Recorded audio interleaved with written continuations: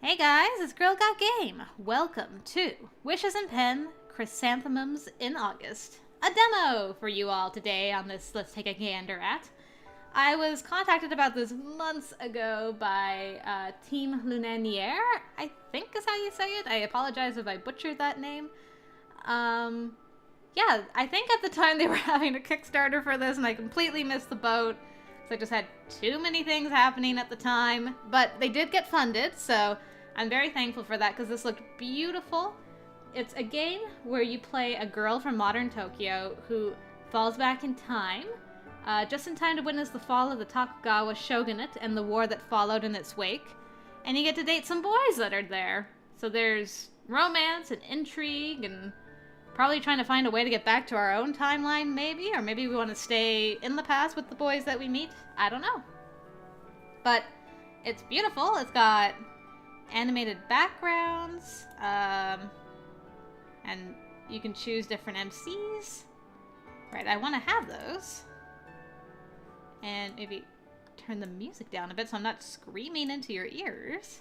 That'd be swell, wouldn't it? Alright.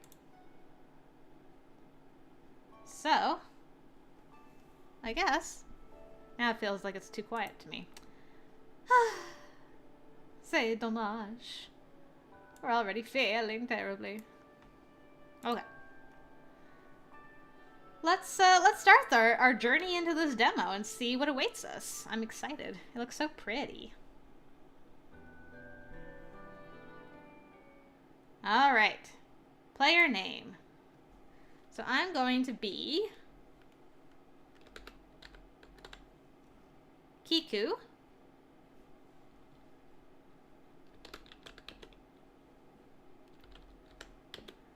Hanabira is who I'm going to be. And I'm picking like a Japanese name because this game's got like it's like very much like you're in Japan. So I wanted to have a character that kind of fits in there. And my Japanese is not very good. But this roughly translates to chrysanthemum petal, I think. So that's why I picked the name. And yeah, so. Here we go. So, these are the 3 sprites that you can choose from. And 2 of these, oh yes, the one on the left and the one on the right are based on actual real-life cosplayers, if you can believe that. I thought that was pretty cute. So that's Rayakami, and this is Etsuko. But I think I'm going to play as the generic one in the middle. Although, you know, Rayakami has kind of got like my curl hair going on. Maybe I'll be her. Yeah, you know what? I take it all back. I'm going to be her. See, here's our boys that we can date. Aren't they so pretty? So all their roots are locked right now. So I guess we'll start the prologue and see what happens. If someone were to ask me to describe my life in one word, it would be clockwork. I get up, go to work, go home, relax as much as I can, and sleep. Rinse and repeat. My best friend Chi says that that's a good thing. And I know it is. I'm luckier than a lot of other people. But is it so wrong to want more than this normal, dull life? Just imagine. There I am, sitting drearily in my chair, when suddenly a monster slams into the open office, bathing it in glass shards. Everyone in the office screams and tries to escape, but I'm frozen in fear. Chi hauls me upright, frantically attempting to drag me to the door. But I know this abomination. I've seen those myriad fangs sink into flesh. I remember now. This creature is from another dimension. One that was also my true home. What? I'd forgotten all this time how my clan of demon-fighting warriors had sent me here as a child to protect me from the infestation in our world. And how one day I'd have to warn the governments here about the creatures to stop them from conquering... Oh, are we dreaming? What? Oh! Yeah. Hey, we got movement and pretty lights. My phone. Shooting up in bed, I reach for the side table drawer. Oh, also, I forgot to mention that this game also has some partial Japanese voice acting as well, so if you want to listen to some of that, you can in the demo as well. I turned it off for this, though. Hello? Kiku, I've been calling for the last 5 minutes. Did you reach the hotel room safely? Where have you been? My brain is a mess, but I managed to piece it back together for an answer. Chi and I are on a business trip for an upcoming fashion event in Kyoto. The two of us work as designers, hey, I'm a designer again, for a fairly high-end fashion company. We propose new designs for the teen and young adult clothing lines, and the company has held events all throughout Japan. But since Kyoto is her home city, she has the privilege of staying at her parents' house instead of at the hotel like the rest of us. Yes, and I've been... resting? Uh-huh. Why do I have a feeling that means playing games on the job or daydreaming in bed? Well... Glancing at my beloved Geektendo and remembering my little imaginary adventure from earlier, I laugh sheepishly. She sighs over the phone. Just please tell me you haven't forgotten about us going to the festival tonight. Of course not. Good. Do you know how to tie your obi properly, by the way? Need me to come over? Yes, Mom. And no, No, I'm fine. Kiku? Okay, I'll do my best, but no promises. Just meet me at the festival if you can't do it yourself. It wouldn't do for you to get tied up at the hotel after all. Gee. Yeah. I'll see you later, okay? Mm-hmm. Finally, she lets me go and I get to wind down after another day of running all over Kyoto. Bringing my Geektendo, or BSB, on business trips has become a guilty pleasure of mine lately. I love the Geektendo. But hey, as long as it doesn't interfere with my work, what's wrong with having a little bit of fun? Picking up my console, I slowly scroll through the many games I've yet to touch. Let's see, which one should I play? Choices. The sunset tinges my room a sleepy orange. Its light jolts me from my fixation on the bright screen before me. Oh no, is it time already? And I was just about to get into a boss fight. Reluctantly, I leave my game's exciting world and wade back into reality. Once I'm finished getting ready, I slip into my old yukata and its obi. Where is this supposed to go? Here, no, it's... Oh, right. Ha! I didn't need help after all. After a cursory pose in front of my dresser, I turn to the shoes prepared in my closet.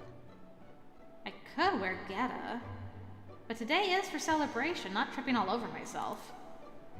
Finally deciding to go with my comfortable sandals instead, I head out. Ooh.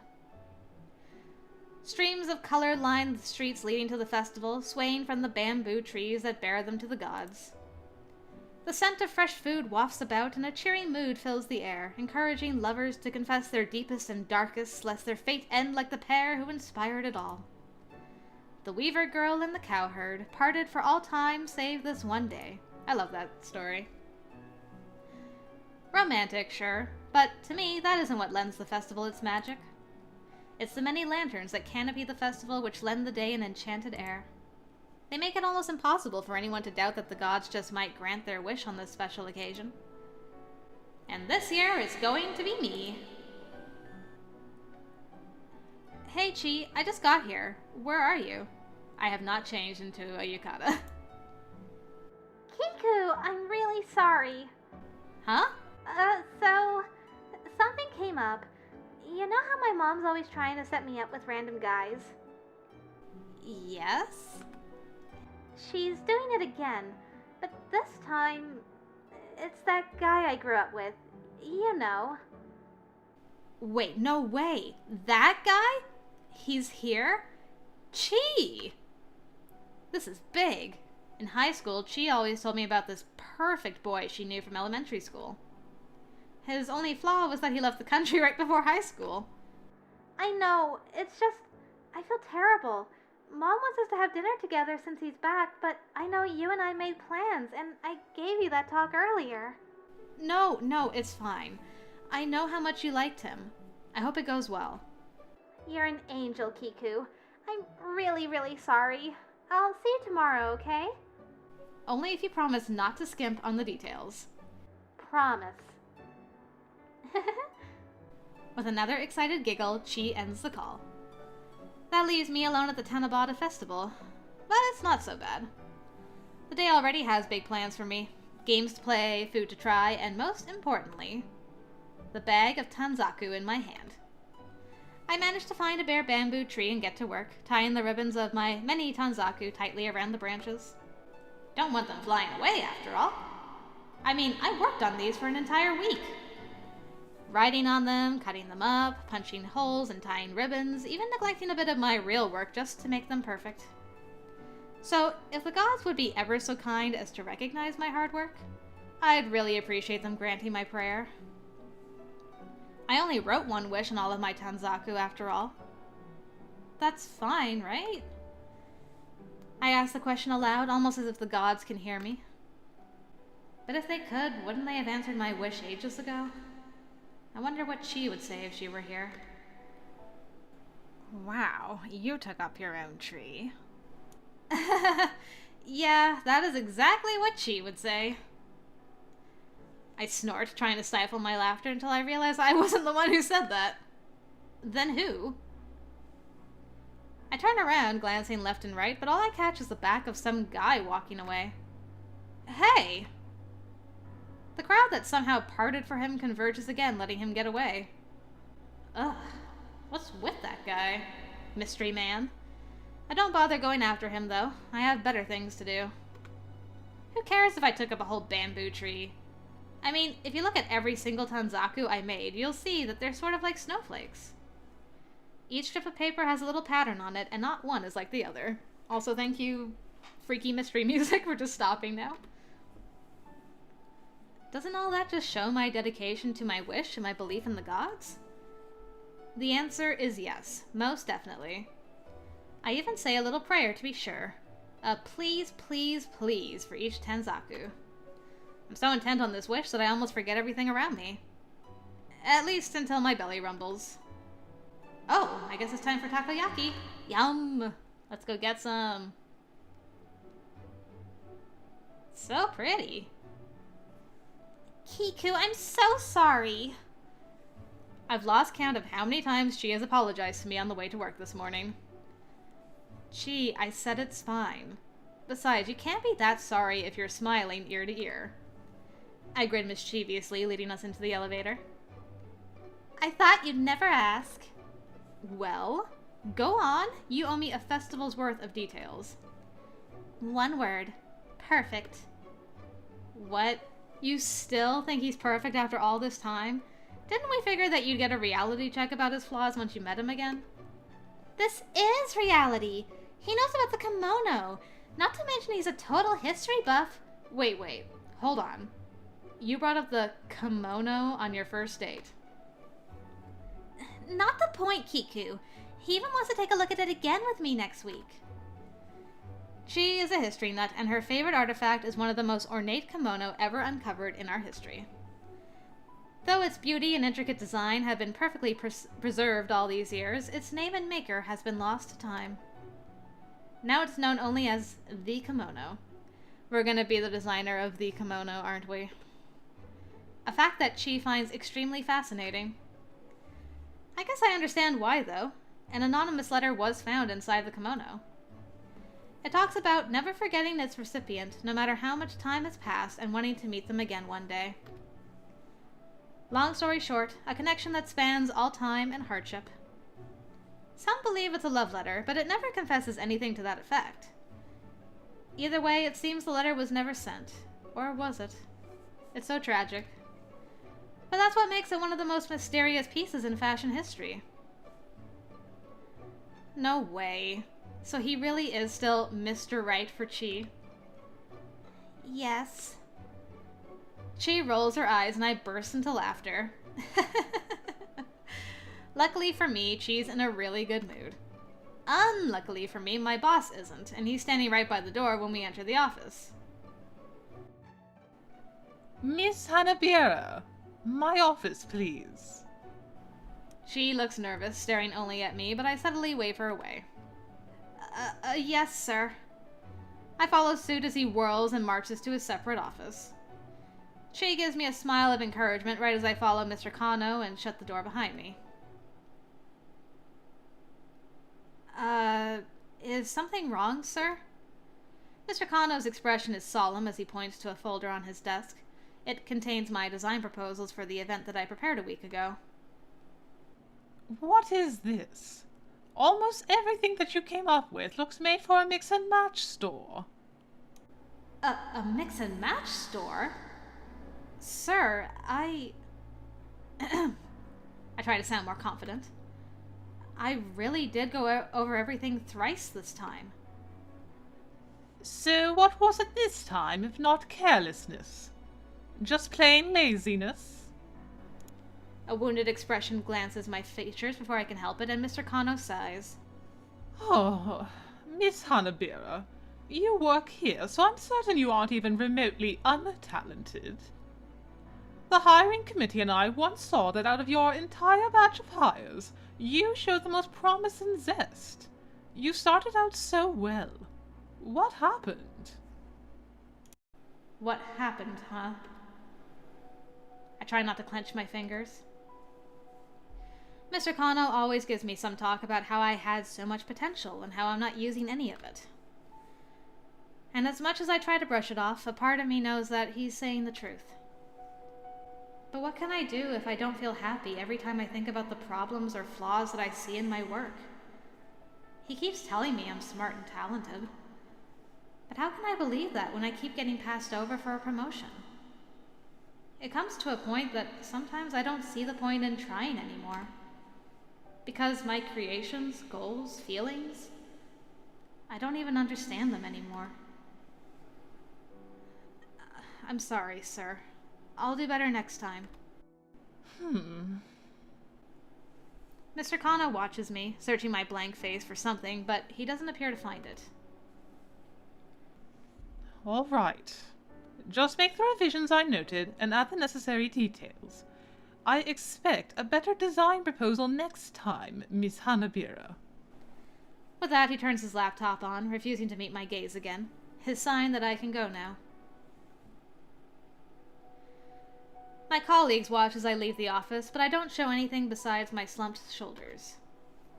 I make my way back to my cubicle, dumping my purse and folder on the desk as I take my seat. Never mind all that. No point in getting worked up. I can just relax later. Play. Yeah. Kiku, you okay? The last thing I need right now is pity. But I know Chi means well. Yeah, I'm fine. Just got the usual lecture, you know. I punctuate it with a smile and a nonchalant shrug, waving away Chi's concern. Anyway, enough about that. I propose we have a drink later tonight. To toast your reunion with Mr. Wright, and so you can finish your story about him. Kiku. Chi doesn't hide her grimace at the idea of me drinking. I admit I have a past filled with getting into hysterics or having way too much to say when I get some alcohol, but it's not like I do it often. Come on, Chi. I promise I won't get loud. Really? Really? I smile innocently and Chi surrenders with a groan. Oh, all right. Thanks, Chi. You're swell. The rest of the day passes without incident, and I'm just too happy to be out of the office to dwell on what happened earlier. Okay, so, which bar should we go to? How about that one bar we went to after Nanako's birthday? Didn't Rin start a fight with someone there? Oh, right. And you tried to end it by crying between the two feuding parties. How could I forget? Next. It's not my fault there's always an incident when we visit Kyoto. Then what about... Oh, wait. How about... As Chi contemplates her next suggestion, I start going through some of the photos on my phone. I tend to take photos of my work to look back on how to improve later on. At first, everything looks fine, needing only a minor correction or two. But the more I look at it, the more flaws I start to see. And the sickening, demotivated feeling slowly seeps into me again. Questions and doubts start to pile up, and the way to fix each issue turns into a complicated mess of me wondering whether this is even worth it at all. If only I could go back to my game and just... Kiku? Kiku, are you even listening to me? Yes. I answer her immediately, jolting up from my screen, but we both know I'm lying. Hey, you're going to the museum with Mr. Wright next week, aren't you? She graciously lets me change the subject. We exchanged numbers and he said he'd call me again to confirm when my free time was. Why? I just realized I'd never seen it. What? Never seen the kimono? Nope. Oh, right. You got sick that one time we were supposed to go to the museum in senior year. And then you bailed on me to play your new game when college came around. And then you got sick before we graduated. She squints at me. Were you faking to get out of going to the museum? What? No, I really was sick all those times. Except when you ditched me for a game. Yeah, but I was honest about that. Haven't I gone with you to all the other museums? I guess. But as a fashion designer, I can't believe you haven't seen it. I'm telling you, it's one of the most intricate and gorgeous pieces of Japanese history you'll ever see. And that's counting all the art and infrastructure of its time. And did I tell you about... I know better than to interrupt Chi when she starts giving me history lessons. Besides, I can't deny that some of it is interesting, even if it leaves me to lead the way. But just as I'm about to, something bright to my left catches my eye. It's a small blinking sign, a beacon light in an otherwise dark alleyway. Has that place always been there? I guess I've been staring at the peculiar store for quite some time, since Chi starts to nudge me, breaking me from my trance. Hey, what's wrong? What are you looking at? Chi, have you ever seen that bar before? Chi takes a quick look to where I'm pointing at before shaking her head. No, not that I can remember. What a weird-looking bar, though. Yeah, but it seems pretty cool, don't you think? Oh yeah, I'm sure there's nothing shady about a bar in the middle of a dark alley. What? Don't tell me you want to try this place out. It looks strange, Kiku. That's precisely it, actually. Now it's my turn to get all hyped up. What if this is some sort of magical bar? One that doesn't serve normal humans? What if we aren't even meant to see this place, but Chi and I just got lucky? I mean, come on. An oddly lit bar down a dark alleyway that neither of us has ever seen before, even though we've walked down this street so many times? That sounds like it came straight out of a game. I'm sorry, Chi, but we're going in. What? Wait, Kiku! With a glint in my eye, I grab hold of her arm and swiftly drag her toward the mysterious bar, pretending to be oblivious to her cries of protest. Oh boy. Ooh. Wow. As soon as we enter, an atmosphere of warmth and coziness envelops us. It's nice. That rarely happens in any of the noisy, crowded bars we usually end up in. Wow, this place is lovely. Even the interior is way classier than the other bars we've been to. We make our way towards the bar counter where a handsome and stylish man is waiting with a warm smile on his face. Oh, so handsome. Welcome. He seems to be around the same age as us, or maybe a tad bit older. Hello there. Welcome to Dynamice. Dynamice? That's a unique name for a bar. Is the owner a foreigner? I suppose you can say that. I feel my heart skip a beat as he looks at me with a charming smile. There's something about this guy that I can't seem to put my finger on. Was he the one that called us out back at the Tanabata festival? He seems so... angelic. Angelic, you might say? So, what can I get you girls tonight? A margarita for me, please. How about you, Kiku? Oh, I'll take a shochu. 1 margarita and 1 shochu coming right up. Just as the bartender moves away from us, Chi starts nudging me on the arm with a mischievous grin. I saw that. Saw what? That dreamy look you had from Mr. Bartender. Was not. You're just hallucinating. Right. Like I'd believed that. Get off my case. And could you please be a little quieter? Grumbling and turning away in embarrassment, I hear Chi snickering with amusement. I wonder what his name is. Should I ask? I mean, if you want to, but... Hey, Mr. Bartender! My friend here wants to know your name. Worst best friend, or best worst friend. Best. She's like the best friend, though. What? Chi, what are you doing? Oh, this pretty lady here wants to know my name. Placing our drinks on the counter, the bartender looks straight at me with an amused expression. I guess you can call me Tsubasa. Huh? Why did that sound more like a question than an answer? Because we can call him that, but that's not his actual name. More than that, why is he looking at me so intensely? I try my best to avoid Tsubasa's gaze by going straight for my drink, all the while secretly praying he didn't see my cheeks turn red. Oops, guess someone's calling.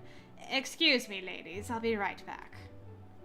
Swiftly bowing with a sweet smile, Tsubasa quickly heads to the back, allowing me to breathe a sigh of relief.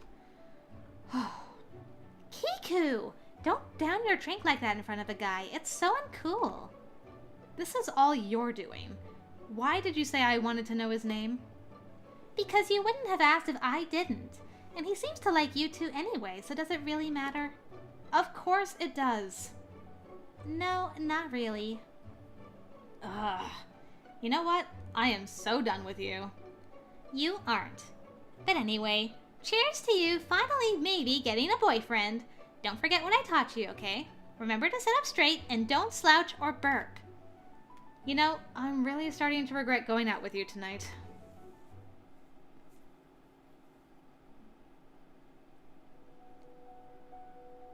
I am so regretting going out with you tonight. I knew this would happen. For some reason, Chi looks frustrated as I take another sip. I don't really get what her deal is. It's just one drink. Just one. Come on, Chi. Relax a little. Why so angry? It's just one drink. Angry? Is that even a word? And one drink? Kiku, you had more than 3 glasses. What do you mean only one drink? Aw, stop being so hysterical. You're going to scare Mr. Tsubasa here. He's so cute, though. Oh my, aren't you a bold one? I grin like a giddy schoolgirl. He really is cute, this guy. And oh my god, Chi. I really hate our boss. Why is he so mean to me? Dear God, not hysteric, Kiku. What did I ever do to him? Tsubasa, tell me, is there something wrong with me? Am I just not good enough? Even though my mind is hazy with alcohol, I managed to blurt out a genuine question. This is something I've always asked myself, whether I've ever been good enough for anything. A part of me feels like I was made for something bigger and better than this mundane life, but at the same time, another part of me can't help but wonder whether I'm even special or talented to begin with. I always feel like I'm just another person in this world who's neither here nor there. Be it with my work, or friends, or my whole life. Am I really alive? Is this really the way to live? No, it's not. It never was and never will be. all I want is to just feel alive again. Is that too much to ask for?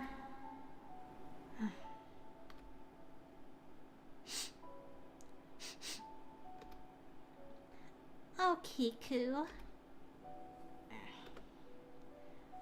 I hate this so much.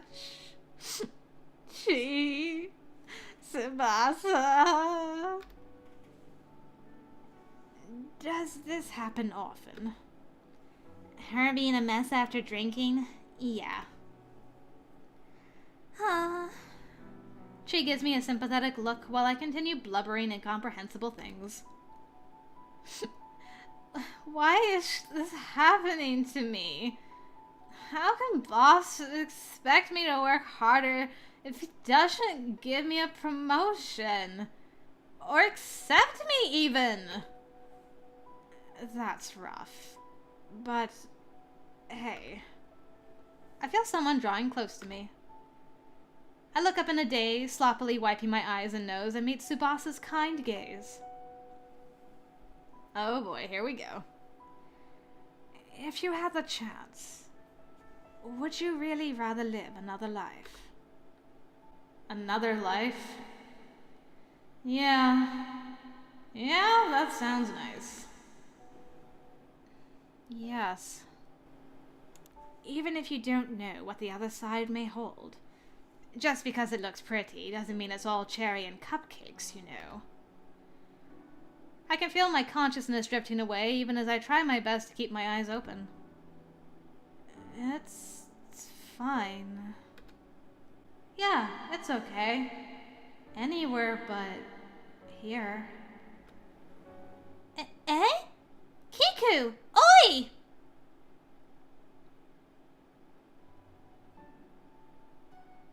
Aw, she brought me back home. Thanks, girl.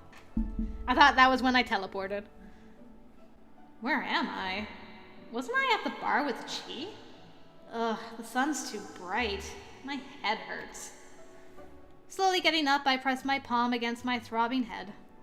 What in the world happened? Oh.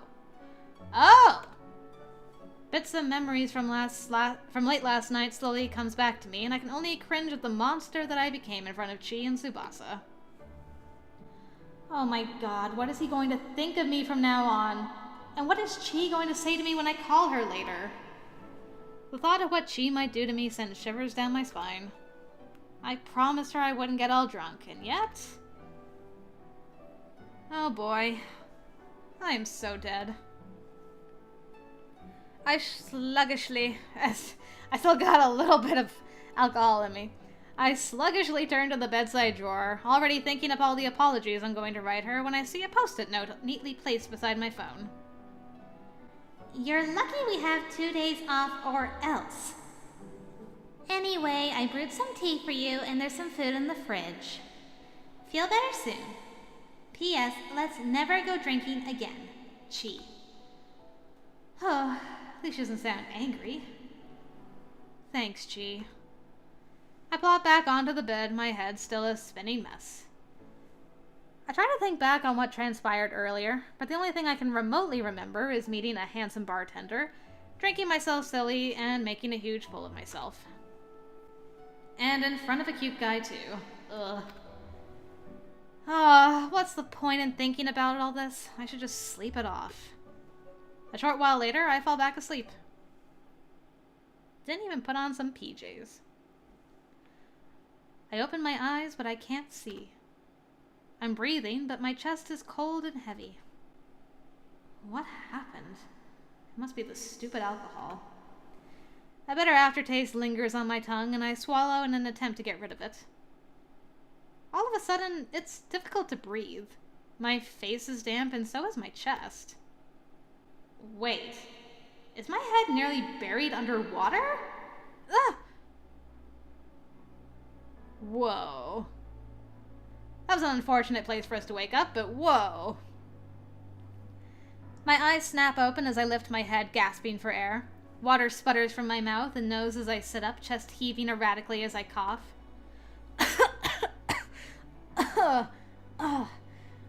Where am I? try to wipe my mouth with the back of my sleeve, only to realize that that's soaked just like the rest of me. My situation finally dawns on me with a shiver. I'm sitting in cold, shallow water. I turn left and right, frantically surveying the dark and unfamiliar surroundings. Water continues to flow beneath me. A stream? What the... I scramble to my feet and shuffle toward the road, but there isn't one. It's just sand and dirt clinging to my legs as I climb out of the water. Pebbles litter the ground, too. Am I dreaming? What is this? Thick trees rustle along to a slight breeze, and the gentle stream that rudely woke me disappears into the unknown. What's going on? Wasn't I in my room? Was that a dream? Did Chi dump me in a river? What am I thinking? Chi wouldn't do that. Did I go drunk walking? It wouldn't be the first time. But that doesn't explain why all the houses around me look so...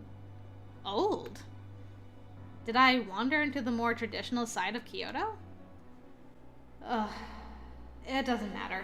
I might as well find a way to get home. It's so cold, too. My resolve is unbreakable until I take my first step away from the river. My feet are caked in dirt. I don't even have shoes on? I need to get home, fast. I draw the line at no shoes. Just ain't right. Nothing in this part of the city makes sense. Everyone being dressed in clothing from Japanese history, I get. Not carrying any cell phones for authenticity, fine. But not knowing what a telephone is, calling me crazy and turning me away, that is just rude. But at the same time, I can't even find any cars or bicycles. No signs pointing to the subway, no nearby buildings whatsoever. I have a bad feeling about this. Excuse me, where are we? In the capital, of course. Where did you think, girl? This is Tokyo? You're kidding, right? The man gives me a confused look before walking off. I try again, following him. Okay. Do you know how I can get back to Kyoto, then? I haven't seen a single car at all. What are you talking about, girl? You are in Kyoto. Could this be one of those towns preserved with old buildings for tourists to get a taste of history? Did she enter me into some immersive game of pretend? Ugh, this isn't funny anymore. I cry out, latching onto the woman's arm. If this is some kind of game, they'll let me out once they know I don't want to play anymore, right? Please, I have to get home. Achoo! Let go of me! Ah, don't sneeze in front of me! She shoves me away and eyes begin turning to me. They're curious at first, but the more I ask for help, the more people start to whisper. Soon they start to brush me away or scurry off altogether at my approach. I groan after several attempts and rest my back against an alley corner. What's going on? I heard there was a lunatic wandering about. It's that girl. She doesn't seem to think she's in Kyoto and keeps asking passers-by how to get back to the capital, or for a cell something. Something like that. They're starting to whisper about me, too. Doesn't think she's in Kyoto? Did the girl hit her head? Where does she think she is? Before the others can answer, they notice me watching from the side and scurry off. They think I'm crazy? They're the ones who are acting insane. Either their dedication to this farce is just that intense, or they really aren't pretending at all. But if this is really Kyoto, wouldn't that make it a question of exactly when in Kyoto? There are no buildings nearby. The thought makes my head spin. I can't be. How would that even work? Time travel doesn't happen in real life. It's a plot device. And yet, the way these people talk about me isn't the way people pranking just one person do. An entire town or city can't be that invested in a lie for the sake of a joke. Which can only mean... Part of me doesn't want to find out, but I have to. This has got to be some kind of game. These people are obviously playing a dumb trick on me. Maybe I have to play by their rules to get out. I approach one of the new faces on the road. I sneeze right as I reach him. Achoo! Oh, excuse me. Sir, do we still have a shogunate? What do you mean? Of course, girl. Huh. So I was right. If they're still in power, that means... The villager takes a step back, watching me sniffle with a measuring look. Be careful what you say, girl. Lord Tokugawa has ears everywhere, even in these troubled times. Tokugawa. Wait, which one? Or how about... Who's the emperor now? Is the old Bakufu really still...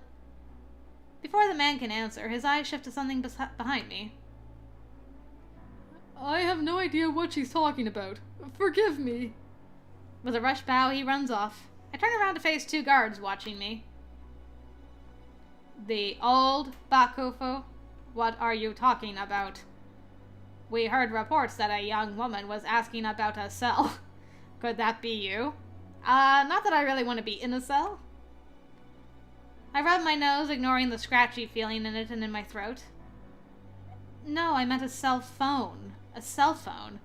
Please tell me you know what I'm talking about. I'm not playing games. Neither are we. You're going to have to come with us to the station, miss.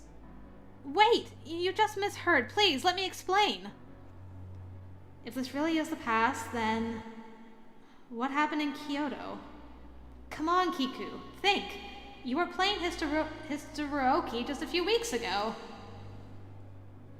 My brain is foggy from all the sneezing, but my panic and past knowledge from the game helps me come up with something. I know. What about that battle that lasted 4 days? The one Saigo Takamori and Prince Kahito were involved in? I was just hoping for a tale of how the great and powerful Imperial troops fought in battle. They did come out victorious against the Shogunate army, after all. Now the guards are looking at me like I'm a lunatic. Oh no. Did I date their clothes wrong? Their uniform suggests the decline of the Shogunate. Where's Chi when I need her? What I meant was... That's enough. Be silent. You'll explain what you meant at the station. He nudges his head at the other man and they grab me by each arm. Hey, you there. The guards whirl, turning me around with them. Whoa. Before us stands a tall man with a stoic expression and a katana at his side. A samurai? The men stand at attention at once and bow, forcing me to do the same. Lord Yotsuya. He inclines his head, then quirks a brow in my direction. As I sneeze again, the guards scramble to answer. Oh, Lord Yotsuya. We're simply taking this young woman to the station. She was spouting incomprehensible lies that may as well be sedition. Sedition? No, you misheard because of my sneezing. Silence, girl. But... Enough. Release her. His tone is commanding, even without raising his voice, and all three of us fall silent. But my lord... This woman is one of ours, sent to sniff out seditious elements. This was her way of returning to us to debrief me on her mission. Do you understand? Release her. Why did you stand up for me? He tells the guards, then turns to me. You may drop the act. I don't know who he is, but following him is better than getting thrown into prison. Maybe he'll even let me out of the game faster. Yes, my lord. Sorry. Of course, Lord Yotsuya. They let me go, inclining their heads in apology. I rub my arms painfully, but I'm just as clueless as they are. Let us be on our way. He starts walking, throwing a glance over his shoulder to make sure I follow suit. With a nod, I trail after him. His eyes are trained to the path ahead as we move. Thank you so much for getting me out of that situation. He watches me from the corner of his eye at that. Not glaring, just... waiting. My lord. I finish wrinkling my itchy nose, and he turns to the road again. He's awfully quiet, but at least he isn't trying to arrest me. May I ask the name of our current emperor? His Majesty the Emperor Meiji. Meiji. So the court is still in Kyoto, but Emperor Komei has died. How is it possible to live in Kyoto without knowing His Majesty's name? I just forgot for a moment, that's all. Really. Just as I'm to forget that you casually mentioned a supposed 4-day battle against the Shogunate. I stop in my tracks, confused. What? I don't know what you're talking about. I didn't even realize he'd stopped to face me, or that we're alone in a narrow side alley. He stares me down. I feel myself shrinking back in fear. Tell me how you know of such things. Especially about an event that didn't even occur. I was mistaken. There aren't any fights happening soon. Soon? Uh-oh. I survey my surroundings, but he has me trapped in the alley. With how close he's standing, he can easily catch me if I try to run. I suggest you start telling the truth, miss. I could easily return you to those guards otherwise.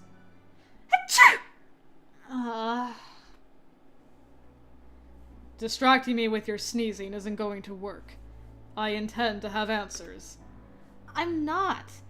If I were pretending to be sick, why would I choose to just keep sneezing of all things? I demand angrily, but he doesn't budge. He's standing even closer, just watching me wipe my face and sniffle. I feel guilty for yelling. He saved me after all, but this game is starting to get on my nerves. Still, he's showing no sign of breaking this weird facade. If I'm pretending to be a native to this time, I can't tell him how I know about the Battle of Toba Fushimi. It was nothing. I just dreamt that the Shogunate was so fed up that he decided to attack Kyoto, which led to a long battle. Yeah, that's all it was. I was mistaken. I speak as calmly as possible, trying to show him I'm being truthful. It has the opposite effect. His eyes widen. Now you claim to be a seer. What? No, I just... Then what is it? Are you a seer or a spy? His composure, even as he bears down on me, is just a little terrifying. What do I do? I'm not a spy. I promise. I don't remember all the details about this era, but I know it's never a good time to be a spy.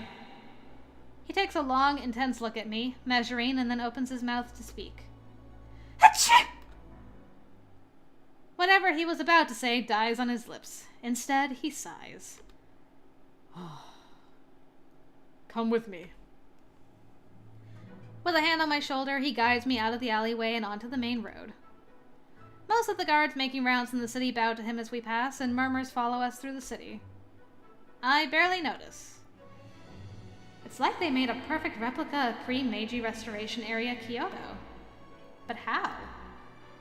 I don't want to follow this man, but he didn't exactly give me a choice. And what if he's letting me out of the game now that I've played enough of it? That must be it, right? What was that? Yotsuya's calm voice breaks me out of my daze. Whoa. That's really pretty and bright. I didn't notice, but now we're at a guardhouse with 2 more guards staring me down suspiciously. I incline my head as soon as I make eye contact. An agent of ours. I cleared her... Man. Let's try that sentence again. I cleared her a fortnight ago. Are you telling me there is no record of any letter? The guards startle at his low tone and scramble to bow to him. No, Lord Yotsuya. Surely it was a mistake on our part. Please, proceed. Where are we going? My lord. I add the last part lamely. I keep forgetting about their formalities. Yotsuya squeezes my shoulder as if telling me to be quiet. We continue ahead, emerging into a great courtyard until we stand before several large houses with beautiful architecture. This place looks familiar. Then again, its design was probably inspired by some old noble residence. We pass beautiful gardens and several more houses and hallways when it hits me. This isn't just some old noble residence. This is Kyoto's old imperial palace. Or a replica. Yeah, of course, a replica. A very good one. Right? I think that, but I feel goosebumps rising on my arms and the back of my neck as we move through the palace grounds. Guards and servants moving about greet Yotsuya politely, throwing me confused glances before going on their way. I'm speechless until one of the hallways leads us to a small residence. Yotsuya speaks with the man at the door and beckons me inside. Cabinets and shelves filled with various bottles and instruments line the walls of the peculiar office, a large desk filled with thick stacks of paper in one corner. Sliding in. Doctor, are you here? Doctor? This is a clinic? A silence follows his voice. Then the clinic's side door slides open. Oh. A man with a cup of tea in his hand enters, walking past us to sit behind his desk and flip through one of his notebooks. Dr. Iori. Achoo! The man looks up in surprise, blinking as he glances between me and Yotsuya. His confusion lingers on my clothes. Lord Yotsuya, what is this? His voice mirrors the polite smile that doesn't reach his eyes. I'm sorry, but you know male physicians may not attend to concubines. Excuse me? I'm not a concubine. I'm not even supposed to be here. Can I leave? The physician looks even more confused, and the samurai ignores me completely. Then what are you doing here? Lord Yotsuya, you know I make exceptions for grave illnesses, but... just give her something for her cold, please. The physician shuts his notebook and gets to his feet. He disappears into the room where he came from, leaving me in the clinic with Yotsuya. I'm fine, you know. If you just let me out of here, I have my own cough drops and vitamins at home. Cough drops. Vitamins. Are these the tools you use to divine the future? How much longer do I have to put up with this? I pretended long enough. No cough drops. This is useless. Can you please just let me out already? I know you want me to play along, but can't you see I'm tired of this silly game? I'm literally catching a cold right now. What more do you want from me? Yotsuya's eyes narrow at me. You consider this a game? He draws closer again, looming over me, because he likes to do that. I've given you the benefit of the doubt, and took you to Iori because you appeared ill. But if the safety of the Emperor and his people is a game to you, then I may be inclined to believe those guards. And an enemy spy, even if she is a woman, is something I cannot abide. With that, he draws his katana from its sheath. Seriously? Whoa! Don't you think threatening me with a ow? I push the blade away from me, only for it to draw blood from 3 of my fingers. My fingers are bleeding? Actual blood is coming out of my fingers? What? Those are real? Did you just draw a real katana to threaten me with? What is wrong with you? What's going on in here? The side door slides open again. Pot of tea in hand, Iori almost stumbles in at the sight of us. Ugh. He drew a real sword to my face. You could have killed me. Only if you pose a real threat. Iori sets the pot down on his desk and steps in between us, looking almost furious. Lord Yotsuya, there will be no weapons drawn in my clinic. Of all those in the palace, I did not expect you to spill the blood of an unarmed woman. I did no such thing. She touched the blade herself. He sounds indignant, but he sheathes the katana. How was that my fault? I thought it was a prop. Iori might be able to stay calm, but I'm close to hysterical. My fingers are still bleeding. That jerk almost killed me! Iori turns to me bewildered as he takes my hand. You touch the blade of a samurai's katana. Are you mad? Sit down. He points to one of the 2 seats in front of his desk. I open my mouth to protest, but his stern look tells me not to even try. I shoot Yotsuya a dirty look before watching Iori go through his cabinet. He sits on the chair across me, gesturing for my injured hand. Luckily, this should heal in time. He smears some pungent ointment over my fingers and wraps small bandages around each of them.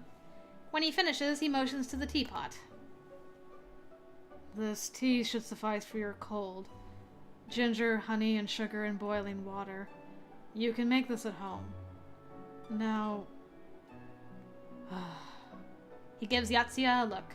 I almost feel smug until he gives me the same one. I feel like a student about to get scolded by my homeroom teacher all over again. Would either of you care to tell me what really brought you here, and why you, Lord Yotsuya, thought it appropriate to draw a weapon in my clinic? Yotsuya doesn't miss a beat.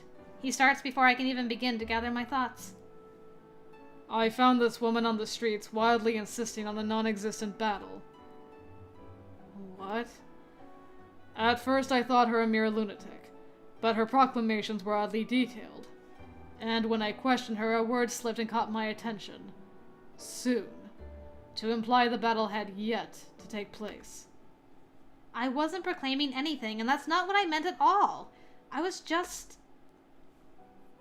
When I questioned her, she claimed to be a seer. A seer? I suppose that would explain such strange clothing. But why did you bring her here? I never... She didn't seem to have the makings of a spy. Not initially. And if not a seer, I thought she might be delirious with some unknown illness. Iori quirks a brow, touching the back of his warm hand to my forehead. She doesn't appear to have a fever. I'm not... She appears innocent to me. But if you believe she must be a spy, the one to ask is... Stop! Stop! I raise my voice again, waving my hands just to get their attention.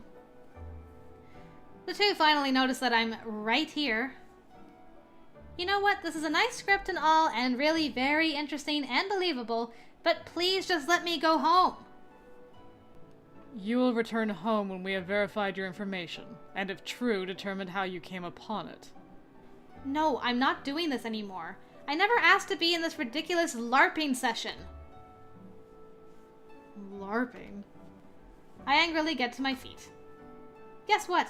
I know the future because I'm from there. How's that for breaking your immersion? Can I go home now? There. I told you, she claims to be a seer. I see what you mean. No, that's not what I mean at all. I glance between the 2, ready to throttle at least one of them. They watch me doubtfully, and suddenly it's like something falls into place in my mind. Are you finally ready to admit to reality, girl?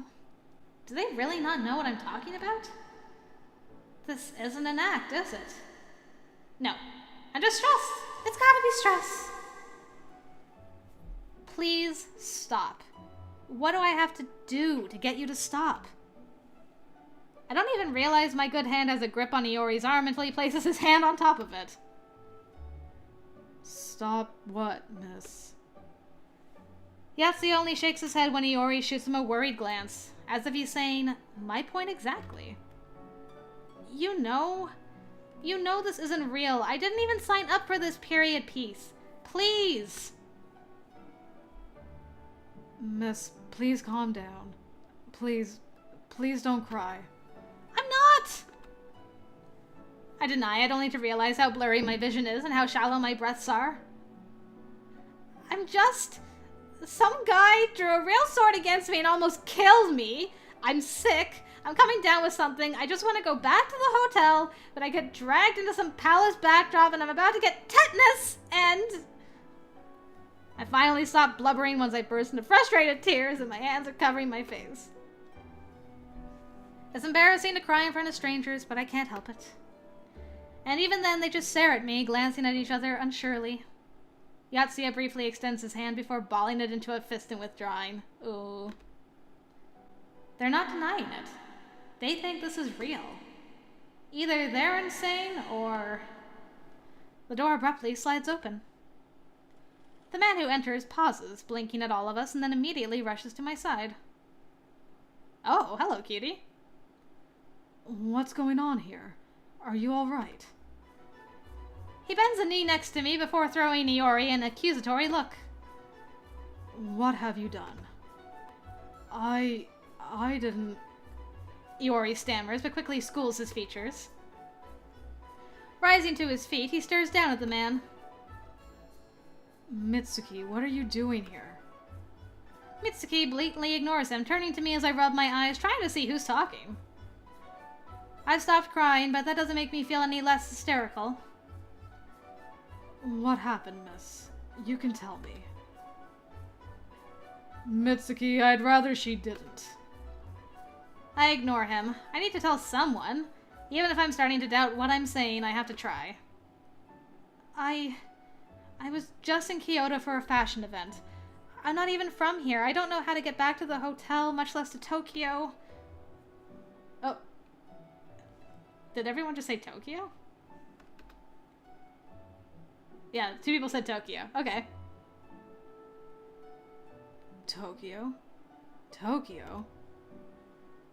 A distant province, maybe. And this fashion.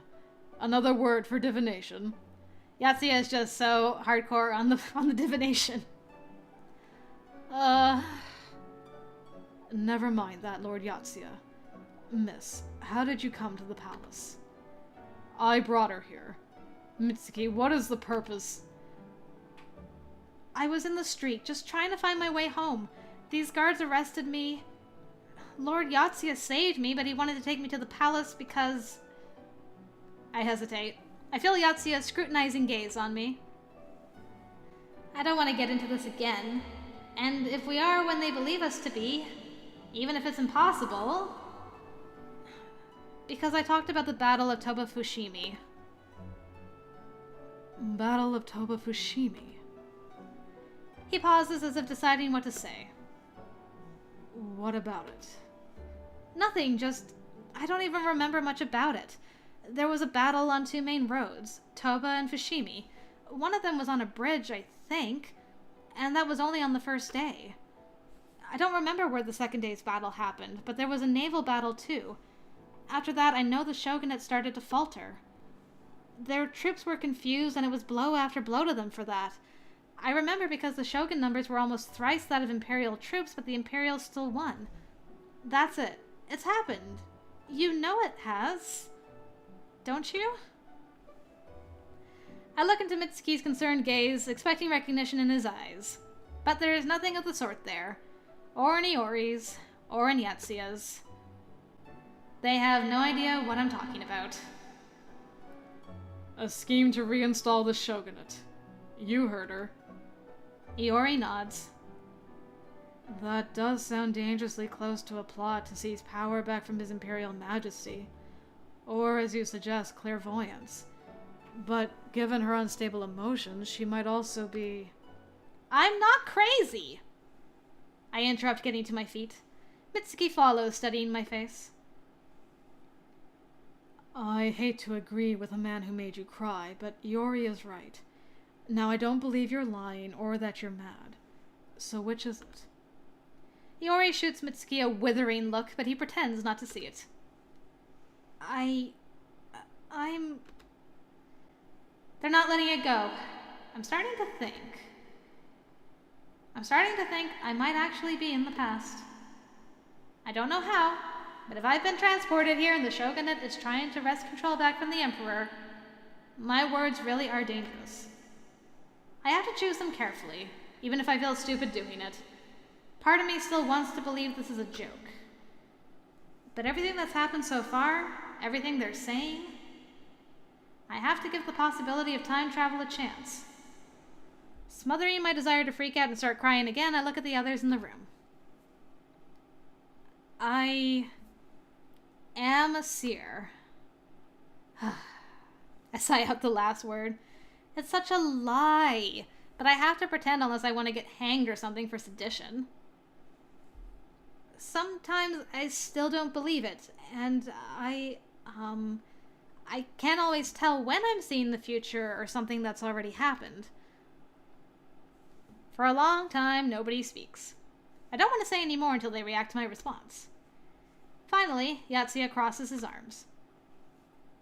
I don't want that information leaving this room.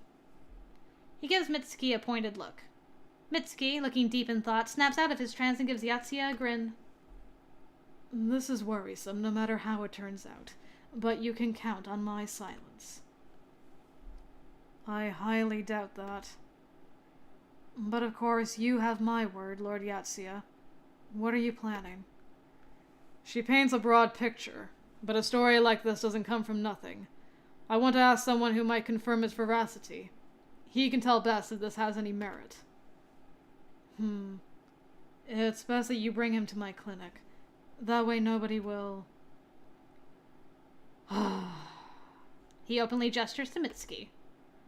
Nobody else will discover Miss... You didn't even get her name.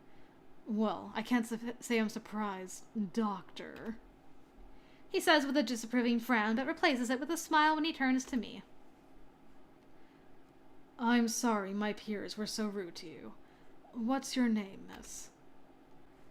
I want to protest the idea of anyone coming to verify my story, but I'm too tired to think. It's Kiku. Ah, thank you, Miss Kiku. As I was saying, bring him to the clinic. It's better that no one else knows about Miss Kiku. Agreed. He inclines his head at the other two, and his eyes flicker to mine. He bows just a little more politely before quickly leaving the room. A sigh of relief involuntarily escapes me as I watch him leave. Bye. That was a loud sigh. Does Lord Yotsuya scare you so? Huh? Looking around, I realize both men in the room have their attention on me now. Oh crap, was I really that loud? No, that's not it. It just... Don't worry about it. He frightens me sometimes too. Lord Yotsuya can indeed be rather tense, but he's a good man. I hope you won't judge him too harshly. It's a bit hard not to judge someone who just tried to kill you, but I'll try my best. I like your humor. I'm not certain such humor will work well in the palace. Oh, for the love of... Would you lighten up? Mitsuki casually strolls toward me and places his arm around my shoulder. What? Mitsuki, what are you... See, this is why no one wants to be around you. You're absolutely no fun. If you want friends or company, you need to let loose a little. Don't you agree, Miss Kiku? He turns to me with a handsome, cheery smile. I immediately feel my heart rate going through the roof. I appreciate the sentiment, but I don't believe I've ever once proclaimed I wanted friends or company. Unlike you, Mitsuki, I'm perfectly comfortable with myself and the peace that surrounds me. Iori has a completely neutral look, and Mitsuki is still smiling. So, why does it suddenly feel so cold in here? It doesn't help that Mitsuki seems to have stiffened too. Please don't tell me they're going to start fighting. Mitsuki must notice me shifting anxiously because he suddenly chuckles and moves away. Well, if I weren't the sociable man I am, I'd be in a pretty bad position considering my job, don't you think? Oh, he broke the tension. Thank God. I better chime in. Oh my goodness, my first choice. Although, you know what? As sad as this is, I've been recording for like over an hour. So I should probably call it there, guys. I'm really into this story, though. It's like super interesting. I'm glad she's like starting to come around finally to like, maybe I've gone back in time. And everything is like really pretty, and the guys are very pretty. We didn't meet two of them yet, unfortunately, but they're hiding in this game somewhere. Anyway, I hope you guys enjoyed this. I definitely did. I'll be keeping an eye on this because I would love to play it when it's done for sure. If you guys want to check out the demo yourself, I'll put a link in the description below and you can do that. Give these guys some loves because they definitely deserve it. Alright, thank you guys very much for watching. Until next time, I will see you later.